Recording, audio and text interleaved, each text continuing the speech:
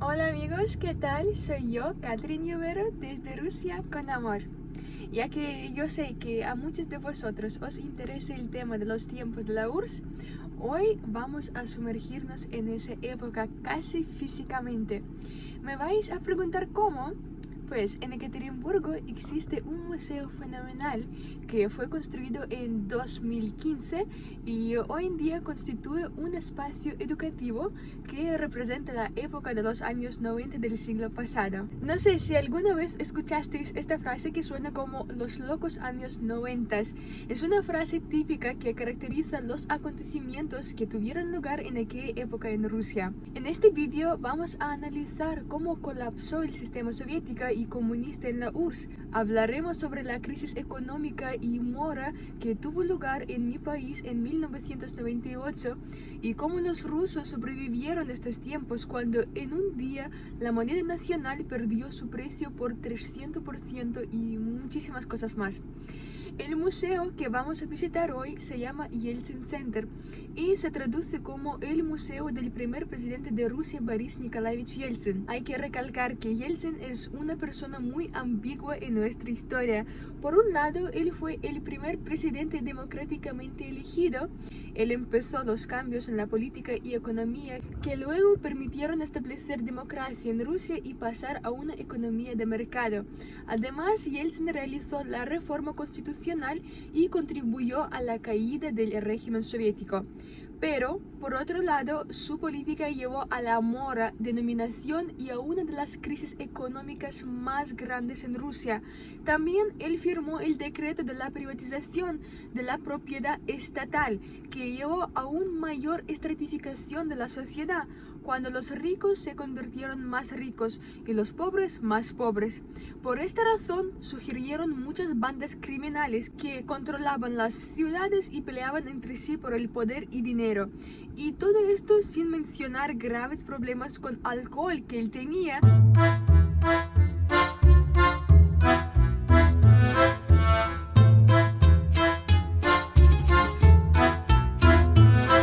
Algún día incluso cayó de un puente al río de Moscú. Y ahora os sugiero hacer este recorrido por el museo conmigo. Vamos amigos.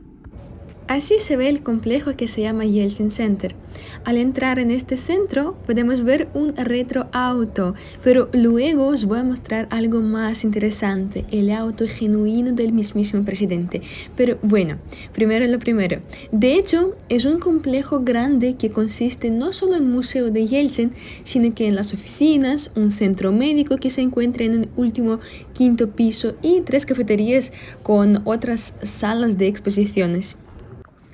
Hola amigos, entonces aquí al entrar en el museo podemos comprar los billetes y nada, ahora estoy esperando haciendo la cola y voy a deciros cuánto cuesta un billete para entrar, una entrada. Y aquí podemos ver el coche del presidente. Os voy a mostrar luego cómo se ve más cerca. Entonces aquí yo compré la entrada que me costó 250 rublos. Esta es la limusina presidencial de la marca SIL. Este auto fue utilizado por el primer presidente de Rusia, Boris Yeltsin, para moverse por la capital, así como para viajar por el país y el extranjero. La limusina blindada está equipada con vidrio a prueba de balas, protección contra la radiación y sistemas contra la escucha. La exposición está organizada según el principio de los 7 días, donde cada día está asociado a un punto de inflexión en la historia del país. La exposición consta de 9 salas y se abre con la sala que se llama Laberinto, una sala donde nos muestran una película de 7 minutos que nos cuenta sobre la historia del país desde el siglo XVII hasta el día de hoy. Cuando pasamos por esta sala, entramos en un espacio histórico, donde nos cuentan en detalles la historia del país desde 1914 hasta 1987. En estas salas todas las exposiciones son auténticos y os voy a mostrar los más interesantes. En la guerra de 1914 y 1918, por primera vez en la historia mundial, participaron decenas de países y decenas de millones de soldados. Los beligerantes utilizaron las nuevas armas, gases venenosos, tanques, bombas aéreas. Rusia entró en la Primera Guerra Mundial en gran parte bajo la presión de las circunstancias y contrariamente a los sobrios cálculos de la política exterior. Estaba atrapada en las garras de las obligaciones aliadas. Los países de la Entente, bloque político-militar que incluía al Imperio ruso, buscaban impedir la hegemonía alemana en Europa. Pero pronto el auge patriótico en el país fue reemplazado por la fatiga de una prolongada guerra de trincheras, y las primeras victorias fueron reemplazadas por fuertes derrotas. La guerra se cobró millones de vidas. La movilización general provocó escasez de alimentos.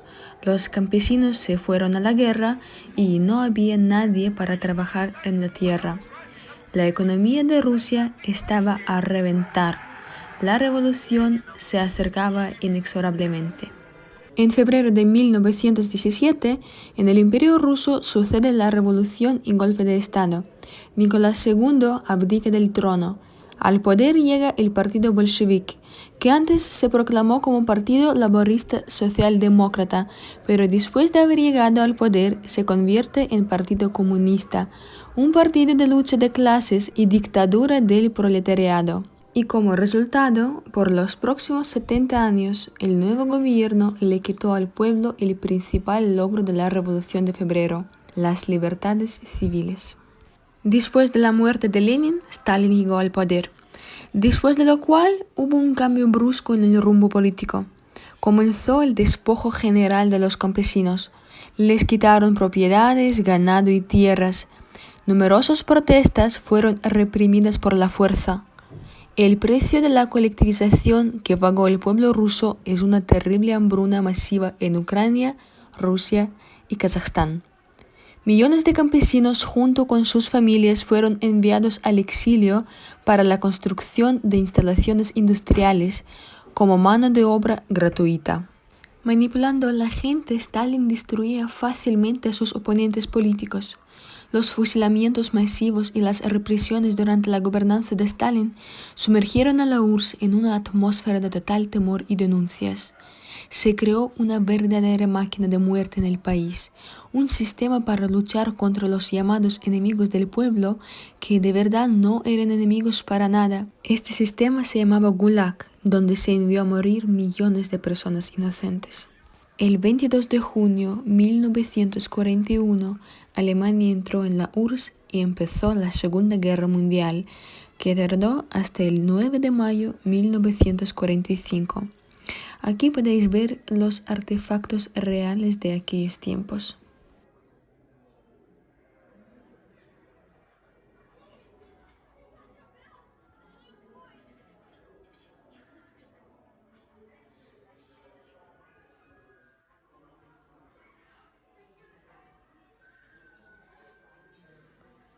Mientras el país curaba heridas de guerra y luchaba contra la devastación y hambruna, en 1946 comenzó la Guerra Fría, una confrontación militar y política a largo plazo entre la Unión Soviética y los países occidentales. En aquellos días, cualquier comunicación no autorizada con extranjeros se equiparaba con alta traición. A los niños de las escuelas soviéticas se les enseñaba cómo usar una máscara de gas en caso de un ataque químico o de gas. Después de la muerte de Stalin, los líderes se reemplazaron entre sí con bastante rapidez, hasta que Boris Yeltsin ascendió a la presidencia en 1991.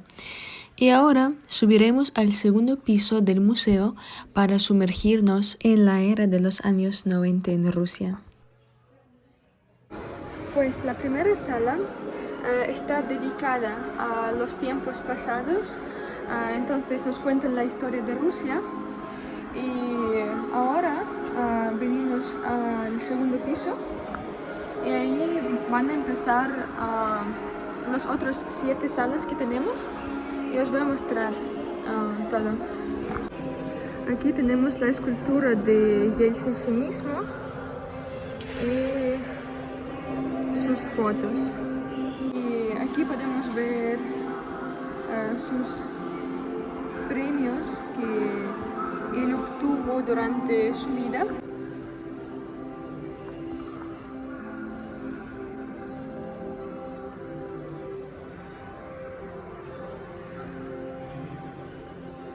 Aquí entramos en la primera sala.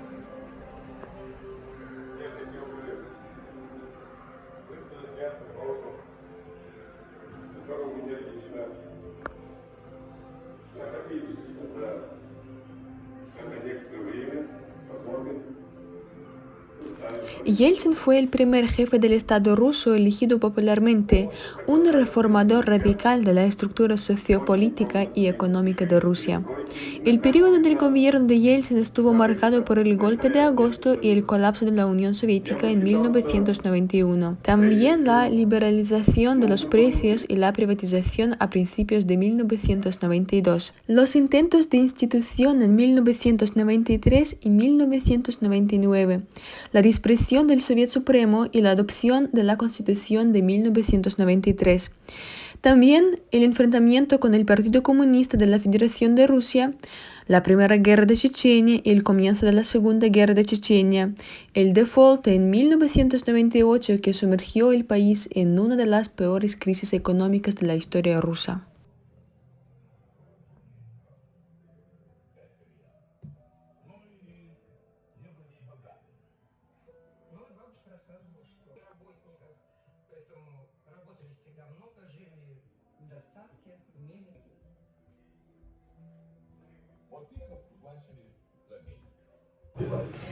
Aquí estamos adentro del trolebús de la época de la URSS. Aquí también te muestran una película sobre Yeltsin, es el Yeltsin sí mismo, como ya sabéis. Y por ejemplo, así se ve el trolebús adentro. Es un trolebús genuino, real, absolutamente real, que también puedes, por ejemplo, sentarte aquí y ver la película. Como por ejemplo en la primera sala, desde la que recién yo he salido, también hay como asientos para sentarte y para ver la película y para saber más información sobre qué está pasando. Me fascina, me parece muy interesante todo. Esta habitación recrea la atmósfera que reinaba en todos los apartamentos soviéticos en los años 90. Esta instalación captura el momento en el que se estaba mostrando el ballet El lago de los cisnes por la tele y de repente la transmisión fue interrumpida por las noticias urgentes en las cuales fue declarado que en Moscú se estaba produciendo un golpe de Estado.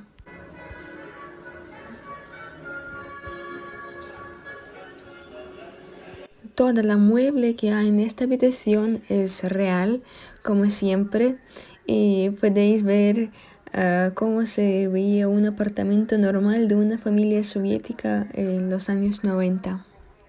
Y después de esta sala vamos a entrar en la otra que está detrás de esta puerta, que luego voy a abrir. Y esta sala, la tercera sala, está dedicada al golpe de Estado de agosto en 1991. Y ahora os voy a contar más sobre este golpe de Estado.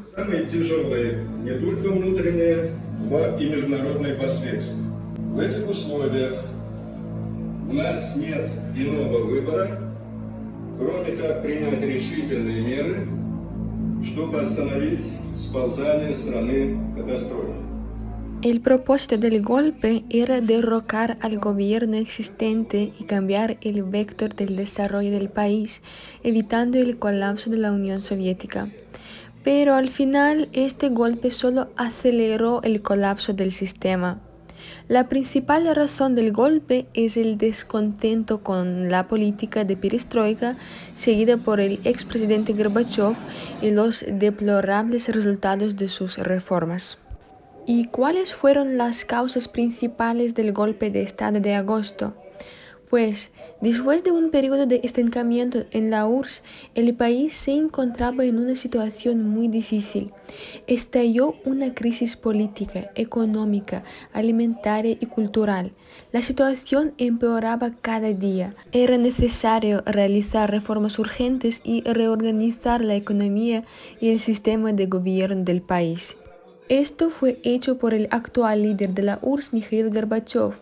Inicialmente, sus reformas se evaluaron de manera positiva y se denominaron con la palabra perestroika, que se traduce como reorganización, pero con el paso del tiempo se notó que los cambios no produjeron ningún resultado. El país se hundía más y más en la crisis. Como resultado del fracaso de las actividades políticas internas de Gorbachev, el descontento comenzó a crecer drásticamente en las estructuras gobernantes. Surgió una crisis de confianza en el líder, y no solo sus oponentes, sino también los asociados recientes se opusieron a Gorbachev. Todo esto llevó a que comenzara a moderar la idea de una conspiración para derrocar al actual gobierno.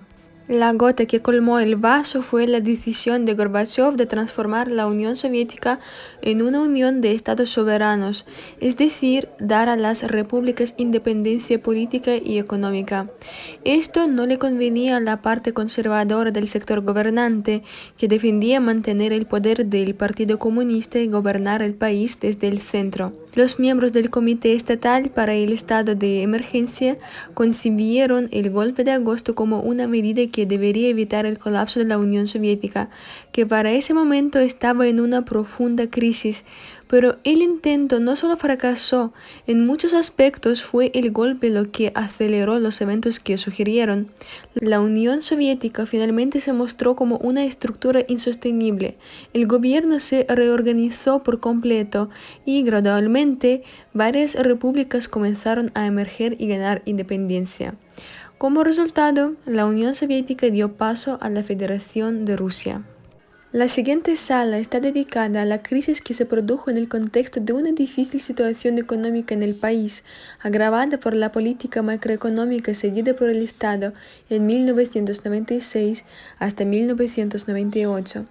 En esos años, una política monetaria estricta, a saber, frenar la inflación rechazando el financiamiento de las emisiones del presupuesto estatal y manteniendo el rublo sobrevaluado, se combinó con una política presupuestaria blanda, a saber, presupuestos excesivamente inflados adoptados por la Duma estatal y firmados por el presidente Yeltsin. El ímpetu para el surgimiento de la crisis fue dado por dos factores externos: una fuerte caída de los precios mundiales de los bienes del complejo de combustibles y energía, que era el principal artículo de exportación de Rusia, y también la crisis en el sudeste asiático, que estalló a mediados de 1997. Y justo en esta época, las monedas locales cayeron entre un 200 y un 350%. En esta situación, Kiriyenko en junio de 1998 propuso a la Duma del Estado un programa para estabilizar la economía y las finanzas, que se basó en un fuerte recorte del gasto público. La Duma del Estado rechazó el programa anticrisis sin ofrecer ninguna alternativa razonable. Como resultado, para estabilizar la situación, el gobierno de la Federación de Rusia y el Banco Central de la Federación de Rusia tomaron medidas de emergencia. El 17 de agosto de 1998 se anunció un default técnico para los principales tipos de deuda pública. Al mismo tiempo, se anunció que se negaría a mantener un rublo estable frente al dólar, que anteriormente había sido apoyado artificialmente por inversiones masivas del Banco Central de Rusia. Aquí podemos ver los bienes del año 90. Muchas cosas me acuerdo también, y yo quiero que vosotros también comentéis cuáles son las cosas que vosotros tenéis y vivíais en aquella época en su casa. Las consecuencias de la crisis repercutieron gravemente en el desarrollo de la economía y del país en su conjunto. El rublo perdió alrededor de 350% de su precio. El sistema bancario estuvo en colapso durante al menos 6 meses. Varios bancos se declararon en quiebra. Los depositantes de los bancos en quiebra perdieron sus depósitos. Los ahorros en rublos de la población se depreciaron. El nivel de vida cayó.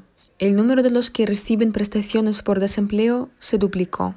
De hecho, muchas veces yo escuché las historias de mis padres que en aquella época ya me tenían a mí y a mi hermana, que las estanterías en los supermercados estaban vacías. La gente hacía cola para entrar en el súper, pero al entrar no había nada para comprar. El segundo mandato presidencial de Boris Yeltsin comenzó con una sala de hospital. Las sobrecargas de los últimos años han afectado la salud del presidente. 3 meses después de asumir el cargo, por primera vez en la historia del país, su líder hizo declaración pública sobre su salud. Yeltsin tuvo enfermedad coronaria. El 5 de noviembre, él fue operado por un equipo de médicos rusos y durante esta operación, el famoso cirujano estadounidense Mikhail Debicki observó la operación en el monitor. Y así se ve la vista de Ekaterimburgo que se abre de una de las salas del museo y creo que cada uno tiene que venir solo por esta vista para ver cómo se ve un río congelado en Ekaterimburgo. Aquí hay un despacho especial que se encuentra ahí detrás de mí. Puedes entrar en este despacho y aquí hay mesa y los micrófonos que puedes grabar un mensaje aquí, es muy interesante. Así lo puedes grabar y luego tu mensaje van a mostrar en las pantallas grandes que hay en la última sala de este museo.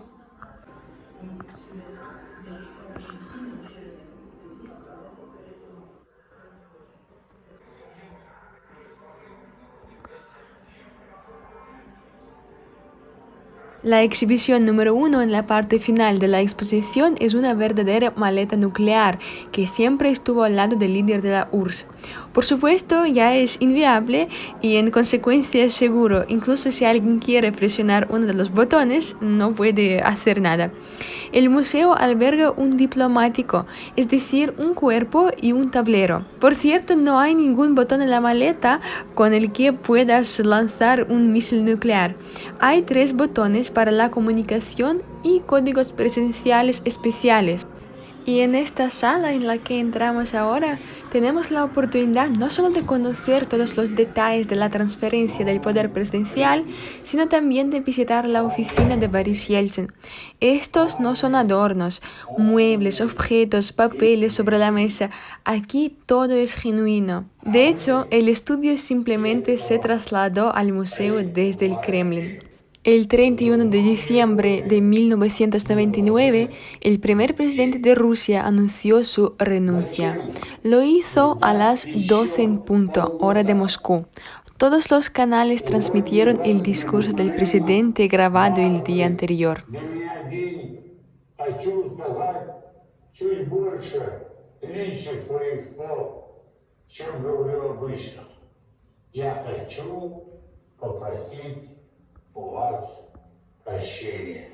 Y bueno amigos, esto es todo por hoy. Sí, me olvidé de grabar la última parte del vídeo, entonces por favor, si os ha gustado este vídeo, dame like y nos vemos en mis próximos vídeos. Chao, chao. Soy el fuego que